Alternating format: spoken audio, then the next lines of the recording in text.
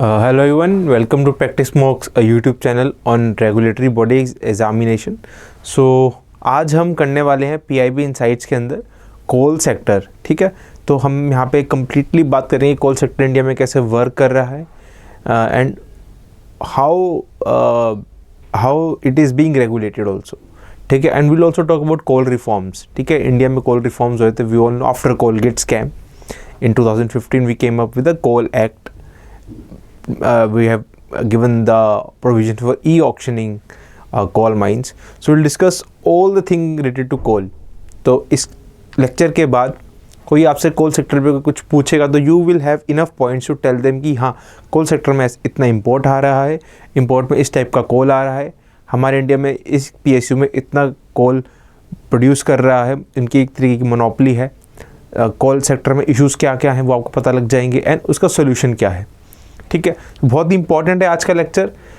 ठीक है, coal sector क्यों इंपॉर्टेंट है? बिकॉज हमारे पावर सिक्योरिटी या फिर एनर्जी सिक्योरिटी के लिए कोल का होना बहुत ज़रूरी है.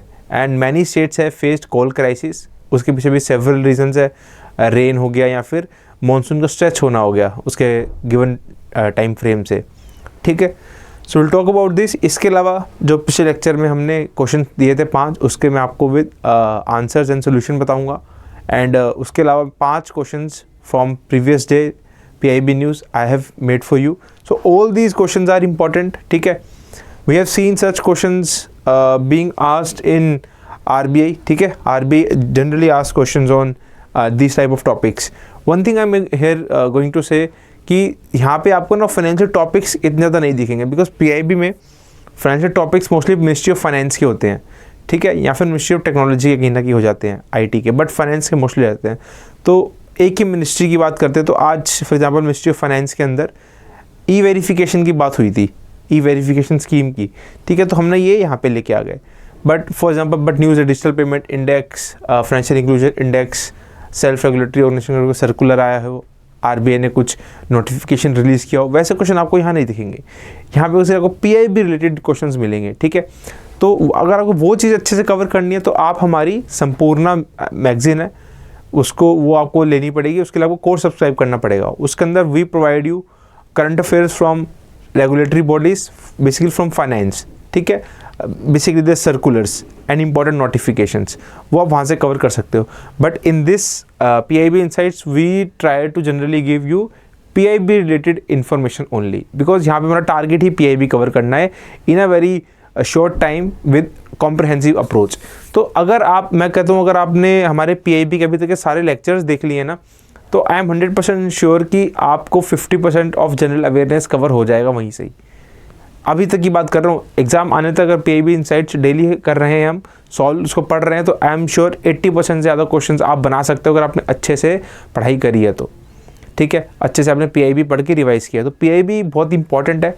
तो खुद से PIB पढ़ना is a tedious task specially for newcomers those who have come to competitive exams like RBI recently. उनके लिए शुरू से खुद से PIB करना is a tedious task. But those who have been here, who have been preparing for RBI like exams from 3 to 4 years, they generally know कि क्या क्या इंपॉर्टेंट टॉपिक्स है, कहाँ से क्वेश्चन आता है. उनके लिए इतना टीडियस नहीं होता. बट स्टिल मैं उनको ये कहूँगा कि आप भी अपना टाइम क्यों उसको एक्स्ट्रा लगा रहे हो, but when you can have this comprehensive information at one place. So try to see this videos completely and also try to revise them because revision is a की.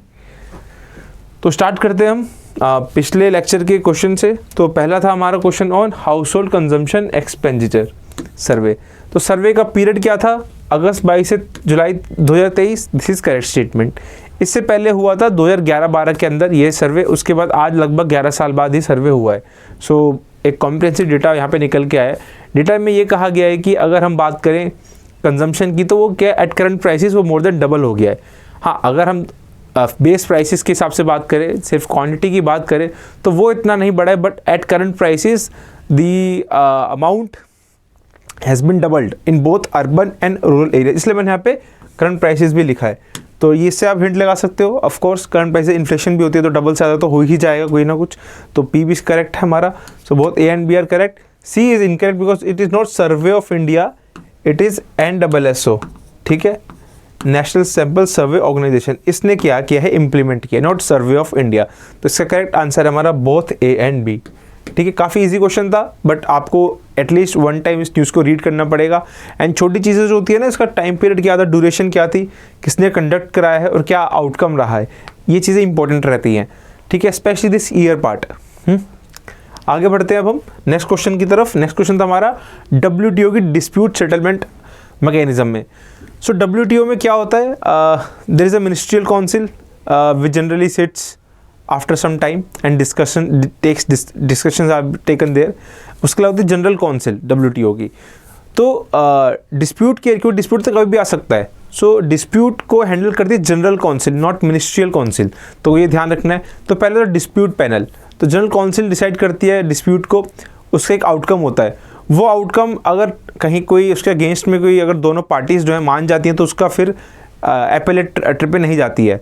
जो हमारी dispute settlement and appellate tribunal है, जो हम ये appellate body की बात कर रहे हैं, ठीक है, ये एपेलेट बॉडी पे नहीं जाएगी अगर दो पार्टीज ने आपस में अग्री कर लिया with the decision made by general council, जो क्या हमारी डिस्प्यूट सेटलमेंट बॉडी है। ठीक है, तो फिर नहीं होता है। बट अगर उनमें से कोई पार्टी अग्री नहीं करती है तो वो कहाँ जाता है, एपेलेट बॉडी पे जाता है। एंड एपेलेट बॉडी पे सारा राइट होता है कि उसको मॉडिफाई कर दे, कैंसिल कर दे, रिजर्व कर दे, दे कैन डू एनीथिंग। ठीक है, एंड ठीक है, और फिर जब एपेलेट बॉडी का डिसीजन आ जाता है तो फिर अगेन उसको मानना ही पड़ता है, अनलेस एंड अनटिल सारे WTO के मेंबर्स उसके अगेंस्ट ना चले जाएं। ठीक है, तो this is the second statement. तो यहाँ पे गलत कौन सी स्टेटमेंट है, पहली स्टेटमेंट गलत है, because it is not ministerial council, it is general council. General council, ठीक है, नॉट मिनिस्ट्रियल काउंसिल। तो पहली इनकरेक्ट है हमारी। सेकंड करेक्ट है हमारी, क्योंकि यहाँ पे क्या सारे मेंबर्स अगर नहीं करेंगे तो वो फिर एपेलेट बॉडी का डिसीजन बैकवर्ड नहीं जा सकता है। ठीक है, जब तक सारे मेंबर नहीं करेंगे उसके अगेंस्ट। तो ये भी सही है, सी स्टेटमेंट भी करेक्ट है। तो इसका आंसर रहेगा both b and c. Important है बिकॉज WTO काफ़ी बड़े न्यूज़ में रह रहे हैं, because of farm work protest के लिए भी WTO न्यूज़ में रह रहा है, एग्रीकल्चर सब्सिडीज़ के लिए भी रह रहा है। ठीक है, एंड जो भी बाकी चीज़ें हैं उसके लिए भी WTO न्यूज़ में रह रहा है, सर्विसेज के रिगार्डिंग भी रह रहा है, ई-कॉमर्स के रिगार्डिंग भी रह रहा है। ठीक है ना। Now WTO's agreement on agriculture, exam में यहाँ पे क्वेश्चन आने के बहुत अच्छे चांसेस हैं। तो पहला है यहाँ पे स्टेटमेंट कि WTO एग्रीमेंट ऑफ एग्रीकल्चर में क्या फॉरेस्ट के प्रोडक्ट्स इंक्लूडेड नहीं है। बहुत ही ट्रिकी है ये चीज़, पीपल विल से कि यार हो ही नहीं सकता ना हो, क्योंकि फॉरेस्ट भी कहीं ना कहीं एग्रीकल्चर से रिलेटेड है, but forest products are not included. तो पहली स्टेटमेंट क्या है हमारी, करेक्ट है। ठीक है, बहुत ट्रिकी थी इससे। सेकंड थोड़ी जनरल है, थर्ड भी थोड़ी जनरल स्टेटमेंट है, इसको आप सही भी मार्क कर सकते हो। WTO members agreed not to cap और reduce some kind of supports which cause no more than minimum distortion to trade including government services. Typical general statement थी कि देखो जो सब्सिडीज़, जो आपका सपोर्ट मैकेनिज्म है, जो मार्केट को डिस्टॉर्ट नहीं कर रहा है, वो तो अलाउ कर ही सकते हैं ना। तो वहाँ पे कोई कैप नहीं है। फॉर एग्जांपल अगर इंडिया कोई फार्मर्स को कोई बेनिफिट दे रहा है अंडर सच अ सब्सिडी जो WTO जिसके अगेंस्ट है, तो वहाँ पे इंडिया की ना कैप होगी, इंडिया से 5% of the total food production को सब्सिडी दे सकता है, उससे ज़्यादा को नहीं दे सकता है। ठीक है, तो ऐसी कैप और लिमिट उन सब्सिडीज़ में नहीं होती जहाँ पे कोई डिस्टॉर्शन नहीं है। तो सेकंड स्टेटमेंट हमारी क्या है, करेक्ट है। थर्ड है current WTO rules allow government to provide domestic food aid to people who need it, of course this is also correct. तो यहाँ पे all A, B and C are correct statements. ठीक है, थोड़ा tricky था, people will, if this question comes in exam, people will always try to answer this question because general statements है, people will mark both A and C, but both B and C, sorry, but the correct answer is all A, B and C. ठीक है, now this is a fact, SECI ने solar energy corporation India ने अपना एक largest solar battery project किया है, और ये कहाँ पे किया है, ये छत्तीसगढ़ में किया है। ठीक है, तो you need to know about this thing.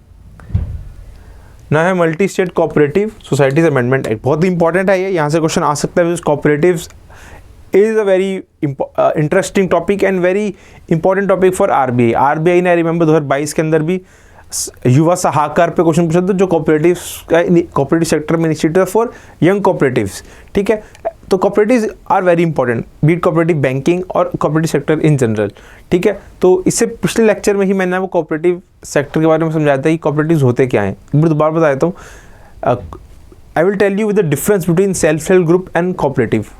Self help group क्या है, एक इनफॉर्मल है एंड मोस्टली फंक्शन उसका क्या है, सेविंग करना एंड फाइनेंस करवाना, लोन लेना, वो एंड मोस्टली वुमेन ओरिएंटेड ज़्यादा वो रहता है, whereas the cooperative sector has multiple domains. It could be either in marketing, it could be either in processing, in agricultural and assistance providing, or in I would say or maybe in finance also. ठीक है, so they are multiple things of cooperative sector. Uncooperative society जो होती हैं cooperative sector के अंदर, these are formal organizations because these are governed by the act. ठीक है, proper laws होते हैं, प्रॉपर इलेक्शंस होते हैं इनके, तभी ये बनती हैं. एंड प्रिंसिपल क्या है कोऑपरेटिव सेक्टर का, कोऑपरेटिव सोसाइटीज़ का, कि ये डेमोक्रेटिकली गवर्न रहती हैं. तो यहाँ पे किसी एक आदमी का कंट्रोल नहीं रहता है, it is democratically control. Issues क्या आते हैं, I have explained in previous lecture, वहाँ पे जाके देख सकते हो. तो क्वेश्चन पे आते हैं, तो मल्टीपल, और again now I will talk about some facts. The different types of cooperatives. There are state cooperatives जो खाली एक ही स्टेट में होते हैं, वो स्टेट के लॉज से गवर्न होते हैं. बट देयर आर कोऑपरेटिव जो मल्टीपल स्टेट्स में होते हैं, those are govern by multi state cooperative act. ठीक है, MSS एक्ट. तो इसके अंदर वो गवर्न होते हैं जो सेंट्रल गवर्नमेंट बनाती है. तो सेंट्रल गवर्नमेंट ने इन मल्टीपल स्टेट कोऑपरेटिव्स को गवर्न अच्छे से करने के लिए अमेंडमेंट्स लेके आए हैं. क्या है वो? पहला है कंकरेंट ऑडिट. कंकरेंट ऑडिट होता है वो ऑडिट जो आपके काम के साथ साथ हो रहा है, अनलाइक अदर ऑडिट जो आपके पर्टिकुलर फाइनेंशियल ईयर एंड होने के बाद होता है. But concurrent audit is an audit which happens during your normal business operations. ठीक है, सो इसमें क्या है, जिनका टर्नओवर 100 करोड़ या उससे ज़्यादा उनको करवाना पड़ता है. तो यहाँ ये गलत है, 100 नहीं है इसका आंसर, ये 500 है. 500 करोड़ तक का होता है limit. Then accounting and auditing standards for multi state cooperatives to be determined by state government. This is incorrect, it is central government. ठीक है, it is central government not state government. Director of a multi state cooperative society shall not present in the discussion and vote on matters where he और his relatives are interested party. तो general statement भी कह सकते हो, ये correct है हमारी. तो करेक्ट आंसर हो जाएगा ओनली सी. ठीक है, now will talk about the coal sector in India. ठीक है, तो ये मैं क्यों पढ़ा रहा हूँ, because there is a very good article which has come up in the PIB which talked about economic significance of coal sector. Coal sector है, इकोनॉमिक सिग्निफिकेंस क्या, एम्प्लॉयमेंट में क्या सिग्निफिकेंस है हमारा, पावर जनरेशन में क्या सिग्निफिकेंस है, energy security में क्या सिग्निफिकेंस है. All this have been talked about in the PIB. So will start by coal sector. ठीक है, नाउ वी ऑल नो कि इंडिया में कोल प्रोड्यूस होता है. यस, इंडिया में कोल इंपोर्ट भी होता है. ऐसा क्यों हो रहा है? बिकॉज कोल जो है ना, ऐसा नहीं है कि हर कोल एक टाइप का होता है. कोल के डिफरेंट ग्रेड्स होते हैं, डिफरेंट क्वालिटी होती है. तो there are 2 type of coal. पहले बता दूं मैं, कोकिंग होता है, नॉन कोकिंग होता है. कोकिंग कोल जो होता है वो थोड़ा क्या होता है, उसके अंदर आप जो कोल है उसमें ऐश का कंटेंट कम होता है, पर उसमें कोल बर्न करने के बाद जो बच जाता है उसको आप प्योर कार्बन की तरह किसी और इंडस्ट्री में भी यूज़ कर सकते हो, लाइक स्टील. ठीक है, आपको स्टील बनाना है तो unit iron and 1-3% around carbon. तो वहाँ पे कार्बन का यूज़ हो जाता है स्टील बनाने में. जितना कार्बन डालोगे उतना हार्ड होता रहेगा steel. This is about the coking coal. और इसकी मात्रा इंडिया में बहुत कम है, इसलिए हम ज़्यादा से ज़्यादा कोकिंग कोल इंपोर्ट करते हैं. देन आता है non coking coal. Non coking coal होता है जहाँ पे ऐश का कंटेंट बहुत ज़्यादा होता है, सल्फर का कंटेंट बहुत ज़्यादा होता है. तो ये जो कोल होता है थोड़ा सस्ता होता है एंड इसका जो है बेसिकली सिर्फ थर्मल एनर्जी में ज़्यादा यूज़ किया जाता है. इसका बाय प्रोडक्ट से कुछ ज़्यादा चीज़ें हम नहीं कर सकते हैं. तो नॉन कोकिंग कोल जो थर्मल एनर्जी के लिए बहुत ज़्यादा यूज़ किया जाता है. ठीक है, तो अब इससे भी ग्रेड्स होते हैं अलग अलग. ठीक है, अब बेस्ड ऑन किस में कितना ऐश कंटेंट है. तो कोकिंग कोल का तो होता है कि किस में कितनी ज़्यादा कैलोरीफिक वैल्यू है, उस बेस पे वो ग्रेड किया जाता है. नॉन कोकिंग कोल जो होता है it is graded based on कि उसमें ऐश एंड सल्फर का कंटेंट कितना है. ठीक है, जितना ज़्यादा है उतना ही अच्छा नहीं है हमारे लिए. तो this is the difference between coking and non coking coal. ठीक है, अब कोल क्या है इंडिया में, कोल सेक्टर की बात करते हैं. ओवरऑल इंडिया में कोल सेक्टर आज की डेट में रेगुलेटेड भी है, नॉन रेगुलेटेड भी है. ऐसा क्यों है? हमें लोग पता होना चाहिए कि 2014-15 के अराउंड तक कोल में सिर्फ कैप्टिव माइनिंग अलाउड थी, कमर्शियल माइनिंग अलाउड नहीं थी. मतलब कोल की जो माइनिंग की जा रही थी गवर्नमेंट बॉडीज़ ही कर रही थी. अगर ये प्राइवेट बॉडीज़ कोल की माइनिंग कर रही थी, वो जो कोल वहाँ से निकाल रही थी ना, they could not sell that coal in open market. तो इससे कहते हैं कैप्टिव माइनिंग. मतलब जो कंपनी कोल निकाल रही है वो कोल का उपयोग सिर्फ और सिर्फ अपने यूज़ के लिए कर सकती है. पहले ये अलाउड था. ठीक है, एंड कौन सी कंपनी थी जो इंडिया में लार्जेस्ट कोल बना रही थी इंडियन गवर्नमेंट की, थी कोल इंडिया लिमिटेड। आज भी इस पर 75-80% तक का मार्केट शेयर है, ठीक है।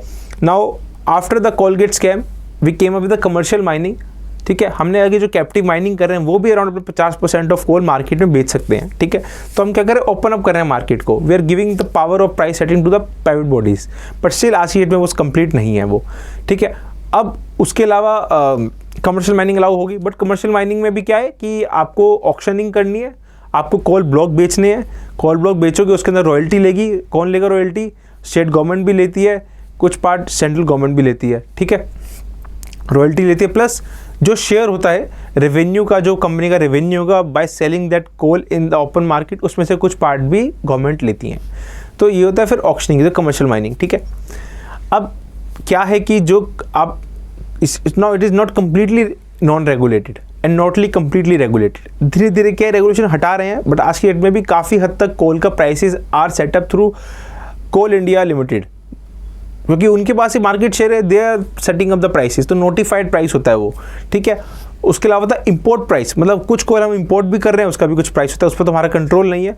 एंड इंपोर्ट्स कोई भी कर सकता है कोल को, तो it is allowed under open framework कि कोई भी कोल को इंपोर्ट कर सकता है, ठीक है। So this is about the coal sector. अब हम बात करते हैं पीआईबी में क्या गिवन है, बाकी जैसे आगे की चीज़ होगी will discuss more about it. So as the cornerstone of our energy basket, coal remains indispensable, contributing to over half of our primary energy needs and serving as the backbone of our industries. Over the past decade, thermal power fueled by coal has consistently accounted for more than 70% of our total power generation, ठीक है।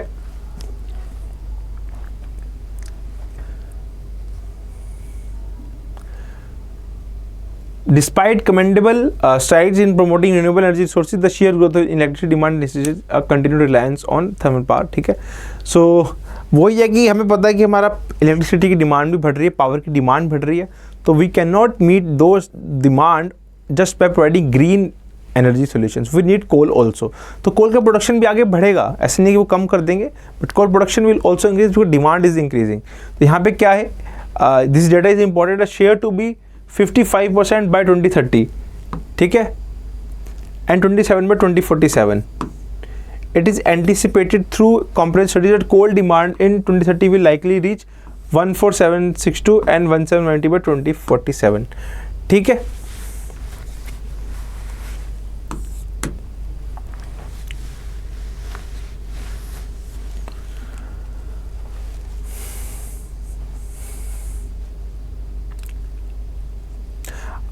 India में जो power generate की जा रही है घर में इलेक्ट्रिसिटीज़ के लिए, उसका 70% से प्लस ज़्यादा जो है कहाँ से जा रहा है, is being going from the coal. तो यहाँ दो फिगर है, एक 50% है, एक 70% है। दोनों में फ़र्क क्या है?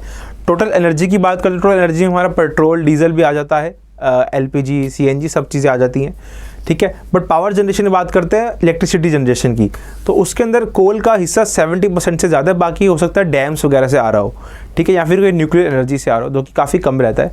तो ये है दो फिगर, 70% है जो बताई कि जहाँ पे बताया जा रहा है पावर जनरेशन है, तो कोल थर्मल पावर प्लांट जो है हमारे वो 70% दिखा रहे हैं टोटल इलेक्ट्रिसिटी जनरेशन में। उसके अलावा बात कर रहे हैं हम यहाँ पे टोटल एनर्जी में अराउंड 50% है हमारा कोल, मतलब इंडिया में जितनी टोटल एनर्जी है, काम करने की हमें एनर्जी चाहिए, वो सारी उसमें से 50%, half of the energy is coming from the coal sector. These are the facts you need to know. ये फैक्ट भी आपको ध्यान रखने हैं कि कोल की जैसे डिमांड मैंने बताई, कोल की डिमांड बढ़ने ही वाली है, तो 2047 तक 1755 हो जाएगी, 30 तक likely to be reached by 1462। आज की डेट में आई थिंक ये 1200 के करीब है, ठीक है, मैट्रिक टन, ठीक है। Now here are some background of coal. As a told you कि पहले जो कोल था वो कम्प्लीटली कोल इंडिया लिमिटेड के कंट्रोल में था, गवर्नमेंट ओन PSU, ठीक है। आज की डेट में भी ये काफ़ी हद तक इसका मार्केट शेयर है because of its legacy. And the issue here was that कि कैप्टिव माइनिंग थी पहले, मतलब कमर्शियल माइनिंग अलाउड नहीं थी, प्राइवेट पार्टीज कोल बेच नहीं सकती थी, ठीक है। सो यहाँ क्या था कि इश्यूज बनते थे, तो इसको फिर जब कोलगेट स्कैम आया, कोलगेट स्कैम में क्या हुआ पता लगा कि जो कोल के ब्लॉक्स गवर्नमेंट ने बेचे थे जो ऑक्शनिंग के थ्रू टू कैप्टिव माइनिंग, उसके अंदर काफ़ी करप्शन हुई थी। तो इसलिए फिर in the coal mine special provisions act इसके अंदर ई ऑक्शनिंग का प्रोविज़न आया, ठीक है। So similarly mines and minerals को भी एक्ट को भी हमने अमेंड किया 1957 के वो, ठीक है। So these are important. And what I have told you about captive mining and commercial mining and how India moved to commercial mining in coal after a Supreme Court decision in Colgate scam, this you can read from here, ठीक है। Now talk about National Coal Index. So एक index होता है जो which measure the price movement of coal, simple. तो coal मैंने जैसे बात की कि डिफरेंट ग्रेड के हैं, डिफरेंट प्राइसेस हैं यहाँ पे। This non coking coal, this coking coal, and between them also there is different grades. तो उसकी information you can see here. Non coking में टॉप ग्रेड, नॉन कोकिंग में मिडिल ग्रेड, कोकिंग में top, coking में bottom. There different grades and different type of coal, ठीक है। इन सब के प्राइसेस होंगे, कैसे प्राइसेस होंगे, डिफरेंट प्राइसेस होंगे। Notified price, auction price, import price. तो नोटिफाइड प्राइस वो प्राइस होता है जो CIL या उसकी सब्सिडरीज जो कोल बना रही हैं वो मार्केट बेच लेके नोटिफाई कर रही हैं, ठीक है। This is a notified price. Auction price वो प्राइस है जो ये CIL है बेसिकली, जो प्राइस ये ऑक्शन के थ्रू बेच रही हैं कोल में, ठीक है। ऑक्शन से जो प्राइस निकल के आ रहा है that is your auction price. उसके बाद इंपोर्ट प्राइस, जो इस कोल का नॉन कोकिंग का टॉप ग्रेड का इंपोर्ट में आ रहा है प्राइस, उसकी बात की जा रही है। And there is zero weightage of in this, ठीक है। The zero weightage of non coking bottom grade, मतलब नॉन कोकिंग बॉटम ग्रेड में हम इंपोर्ट बहुत ही कम कर रहे हैं, कोकिंग बॉटम ग्रेड में भी हम इंपोर्ट बहुत ही कम कर रहे हैं, तो बहुत है 0% वेट। तो यहाँ पे प्राइसेस मतलब आ रहा होगा इंपोर्ट, बट इतना सिग्निफिकेंट नहीं है कोल के ओवरऑल प्राइसेस को डिटरमाइन करवा पाए, ठीक है। तो इनके डिफरेंट वेट से प्राइसेस बनते हैं, तो हम नेशनल कोल इंडेक्स मेजर कर लेते हैं, ठीक है। आई होप क्लियर होगा। बेस ईयर क्या है इसका, 17-18 बेस ईयर है। यू कैन रीड बाकी थिंग्स फ्रॉम हेयर, ठीक है। Now here the economic significance of coal sector. ये पढ़ने से पहले आई विल टेल यू ये कोल सेक्टर में इश्यूज़ क्या क्या हैं। इश्यूज़ हैं, एक तो मैंने जैसे इनिशियली बताया था कि जो कोल माइंस होते हैं, अगर मानसून बढ़ जाता है, हमें पता है कि कोल माइन जो जनरली कहाँ है, छत्तीसगढ़ एरिया जो हमारी बेल्ट है ये वाली, जो हमारा छोटा नागपुर प्लेट्यू हो गया, या फिर जो हमारी जो सेंट्रल इंडिया में लोकेटेड है। तो यहाँ पे क्या है, कभी कभी रेंज बहुत ज़्यादा आ जाती है, तो माइंस में क्या होता है, फ्लडिंग हो जाती है, उसके कारण कोल की अवेलेबिलिटी कम हो जाती है, ठीक है। तो ये इशू रहता है। उसका ट्रांसपोर्टेशन का इशू रहता है, ठीक है। लेट्स से कहीं पे ट्रेन जानी है, बीच में फार्मर्स या किसी और ने किसानों ने या फिर किसी और यूनियन ने रोक दिया। मोस्टली कोल रेलवे के थ्रू ट्रांसपोर्ट हो रहा है, तो अगेन ट्रांसपोर्टेशन में इशू आ रहता है। उसके अलावा जो हमारे डिस्कॉम्स हैं वो इतने वायबल नहीं है, इतने अच्छे से वर्क नहीं कर रहे हैं, तो उनके पास इनफ इन्वेंट्री भी नहीं होती है डिस्कॉम्स के पास, and they are not paying the prices properly. तो वो सप्लाई चेन में जब इशू आता है तो पूरी उसमें सेक्टर में इशू आ जाता है, डिस्कॉम का इशू होता है, ठीक है।